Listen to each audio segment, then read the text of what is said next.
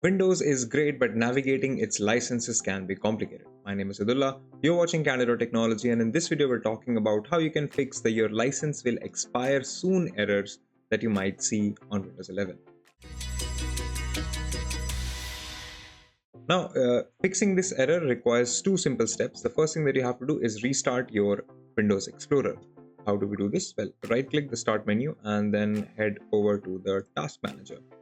Once the Task Manager has loaded up, we're going to search for Windows Explorer in this list and you should see it running. Now, most of you will have no option of restarting or quitting Windows Explorer rather.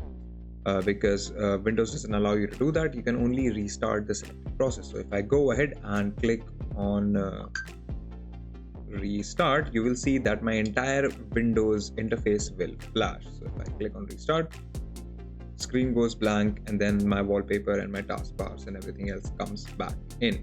Once this is done, you can close the Task Manager, open up the Start menu and search for command prompt.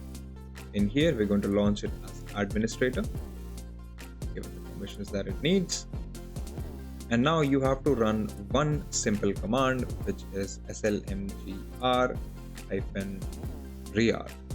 Go ahead and press enter, let the command run, restart your PC, and the error should be resolved.